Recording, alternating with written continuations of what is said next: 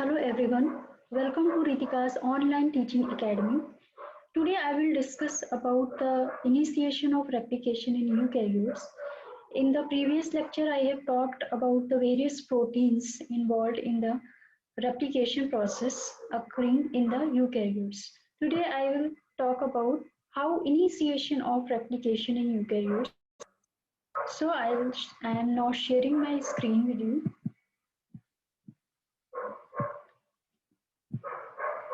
Okay, I am Dr. Ritika Gupta and today I will talk about the initiation of replication in eukaryotes. Okay, and it is lecture 6. So first we will understand what is the difference between the replication in eukaryotes and prokaryotes, some points of it. So there is only one site where replication starts in a single circular chromosome in prokaryotes such as E. coli. So as we have seen in the previous lecture where we have studied about the full process of replication in prokaryote and we have taken E. coli as an example, there we have seen that it contains only one site where the replication starts. And how the chromosome is there in prokaryote, it is a single circular chromosome. Now in eukaryotes, 1,000 times as much DNA is present compared to E. coli. So we know that in eukaryotes genome is more complex. So if it is more complex, then it means that there is much DNA present. So eukaryotic cells replicate their genome in small portions. So in small portions, they replicate their genome. And what those small portions are called, they are called as replicons. So we can say that eukaryotes have many origins of replication. Okay. So each replicon in genome has its own origin of replication. So there are many origins of replication in case of eukaryotes, while in prokaryote there is only one origin of replication. So from these origin of replication fork moves outward in both the directions. So we have seen that the replication fork moves bidirectionally, means in both the directions from the origin of replication. Okay, now let's see the next point. In human cell, replication begins at about 10,000 to 1 lakh different origin of replication. So how many? Around 10,000 to 1 lakh different origins of replication is present in the case of human cell. So the initiation of replication in replicons is regulated. If it is not regulated, then how this full process would occur? So in order to maintain the replication accuracy, the replication should be regulated. So here we are studying initiation of replication. So it is highly regulated and these replicons become active at the S phase of the cell cycle. So during the S phase of the cell cycle, these origin of replications, or we can say the replicons, become active during one round of DNA synthesis and tend to be active at comparable stages in the succeeding rounds. So there is not only one round for replication, there are so many rounds for replication to take place. So, and when this occurs, the replicons become active during the S phase of the cell cycle. So in order to understand the initiation of replication in eukaryotes, we should choose an organism which is simpler in order to study the full replication process. So yeast is a good example of a eukaryotic cell where we can understand this initiation of replication in full detail. And why it is chosen? It is the best choice because origin of replication can be removed from the yeast chromosome. So origin of replication is easily removed from the yeast chromosome. And after its removal, what we will do? It can be inserted into the bacterial DNA. And bacterial DNA can be replicated within yeast cell or in cellular extracts containing the required replication proteins. So in yeast cell is a good choice for studying or in order to understand the initiation of replication in eukaryotes. And why it is chosen? Because origins of replication can be easily removed from its chromosome and can be inserted into the bacterial DNA, and along with the bacterial DNA it would be replicated within the yeast cell. Or if we want to study in cellular extracts, so in those extracts we should incorporate the required replication proteins in order to sustain or support the replication in eukaryotes. Okay, so this is a diagram for understanding that there are many origins of replication. So at many places replication would happen. So these arrows are showing that replication fork moves in both the directions from the origin of replication. So these arrows on each replicon. And what is replicon? Replicon where the origin of replication is present and replication would take place. Now there are around 400 origins of replication. So it has been estimated that around 400 origins of replication, or we can say ARS. What is the full form of ARS? ARS is autonomous replicating sequence in yeast chromosomes. So yeast chromosome is well studied, and it has been found that there are around 400 origins of replication, which are also known as autonomous replicating sequences. So the core element of an ARS. Okay, now recall the replication in prokaryotes. There is also a sequence which is conserved and is the origin of replication. So origin of replication is what? Is a core element which contains a definite sequence or replicating sequence.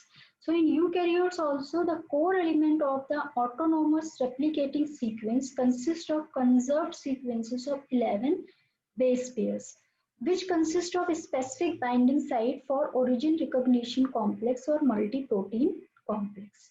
So in order to initiate the replication process, the first thing is to identify where that origin of replication is present. So that recognition or identification is done by a complex which is called as the origin recognition complex and is a multi-protein complex. So before the beginning of the replication, the origin of replication must be recognized, and it is done by the specific binding of the origin recognition complex with the core element of ARS. So if the ARS is mutated, in case if ARS is mutated, then what will happen? It would not bind to the origin recognition complex, and hence the replication cannot occur. So in many cases, if ARS is mutated, or replication would not occur in case of eukaryotes. Okay. So we'll now understand the mechanism of replication in eukaryotes. How this replication or initiation of replication occur? What are the various steps involved in initiation? So the basic mechanism for initiation of replication is conserved among eukaryotes. So it is conserved, that's why it is common to all the eukaryotes. So that's why we are taking yeast cell in order to study it. Okay. So let us understand the steps occurring at the origin of replication in yeast cell. So step 1 is the ORC protein. ORC is origin recognition complex. First bind with the origin of replication. Why it is binding? In order to recognize or identifying the origin of replication, where the replication should start. It will not occur here and there, it should occur at a specific point, and that specific point is what? Origin of replication, and it is recognized by the binding with origin recognition complex. And this ORC remains associated throughout the cell cycle. So in full cell cycle, this ORC should remain attached with the origin of replication. It will separate once the cell cycle would finish. So ORC is also known as the molecular landing pad. Why we are calling it as a molecular landing pad because it plays an important role in the binding of other proteins in subsequent steps. So we know that replication is highly regulated. So how this regulation would occur? It would be under the control of many proteins. And those proteins, after the recognition by ORC would act as a landing pad on the origin of replication where the other proteins would bind in order to initiate the subsequent steps of replication in eukaryotes. So this is the first step where ORC would bind. Now step 2. Step 2 is now the proteins referred as licensing proteins. So what are these licensing proteins? This is MCM2 to MCM7. In the previous lecture, we have studied various proteins involved in the replication of eukaryotes, where we have studied MCM2 to MCM7. MCM stands for mini chromosome maintenance complex.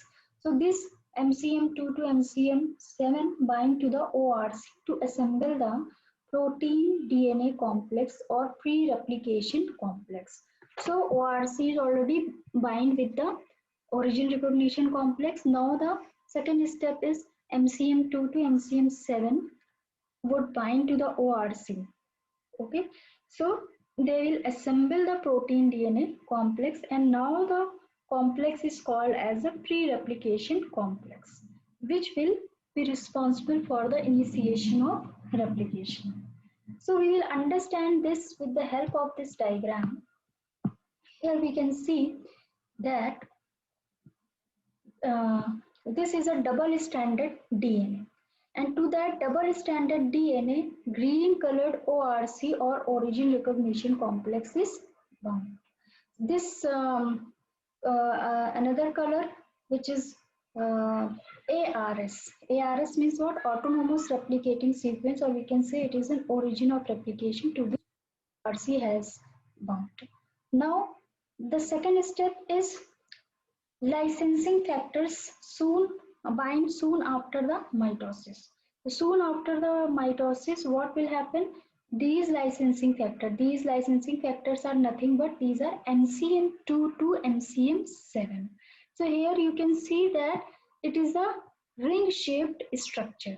So these MCM2 to MCM7 combine in the form of a ring-shaped structure to the origin recognition complex, and ORC would act as a landing pad for these licensing factors. Now what will happen? As you can see here, now activating factors, protein kinases. Protein kinases now bind. In order to activate the pre-replication complex, some protein kinases bind before the beginning of the S phase. Okay, so now in the next step, what will happen? You can see that the newly synthesized DNA is there, means another strand of DNA is what? Synthesized. And after its synthesis, no, we can see here that the two strands are separated as well. So it is in question, but MCM2 and MCM7 are acting as helicases. Okay, so helicase function is done by the MCM2 to MCM7.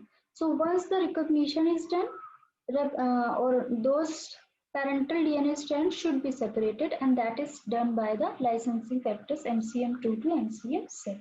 So MCM2 to MCM7 act as helicase. After the separation of the parental DNA strand, new strand of DNA or daughter DNA strand would be synthesized. So you can see that the replication fork is moving bidirectionally in both the directions. Okay, as the replication proceeds. After the replication is finished, what will happen? That newly synthesized DNA along with one parental strand would separate it from the another synthesized DNA strand. So what will happen? Two DNA molecule would be synthesized along with the ORC proteins. And once the replication is finished and daughter DNAs are found, what will happen? MCM proteins would also separate. Why they are separating? Now their function is finished, and now they will bind with the another round of initiation of replication. So another thing is, you can see here green color line which is showing the nuclear envelope. All these process of replication in eukaryotes is occurring inside the nucleus. Now, step 3 is, as we have studied in the figure, that activation factor, which are protein kinases, bind to the pre-replication complex before the beginning of the S phase to initiate the replication. Okay, so activation factor, in order to activate the pre-replication complex, yes, you are ready now. It is telling it that you can now initiate the replication process. There must be some factor in order to tell it that now you can begin the initiation, and those activation factors are what? Protein kinase. So one of these protein kinases is CDK, cyclin dependent kinases, and its activity remains high from S phase through mitosis. So when in S phase, what? New DNA strand would be synthesized. So in order to synthesize the DNA, activation factor CDK, protein kinases are there, and hence their activity will also remain high in that phase. Now CDK suppresses the formation of new pre-replication complex, ensuring that each origin can be activated once per cycle. Okay, so in order to ensure that the replication should occur once per cycle, CDK also suppresses the formation of the new pre-replication complex. We can say that when the one round of replication get finished, then only the second round of replication would begin. Now step 4 is, once the replication is initiated, the MCM protein move with the replication forks. So we have seen in the picture that once the newly synthesized DNA strand, when the new strand of DNA is synthesized on both the parental strand, MCM protein function is finished now. Now they get separated from these two DNA molecules. Okay, so are essential. So these are essential for the completion of replication of a replicon. So MCM protein, MCM2 to MCM7, has the ability to associate in a ring-shaped manner and process the helicase activity. As we have already seen in the figure, that these MCM proteins are acting as what? Helicases. DNA B protein, which is DNA B protein in case of prokaryotes, and here these are MCM proteins in case of eukaryotes, which are acting as helicases. Okay, so this is all about the replication, initiation of replication in eukaryotes. In the next lecture, we will study the another steps of replication in eukaryotes, which are elongation and termination. So keep watching my videos in order to study biology subject in detail. So here I am making my biology lectures in for undergraduates and for postgraduates also. So that will be helpful in your study. So please do subscribe my channel in order to get the video lectures in biology. Thank you.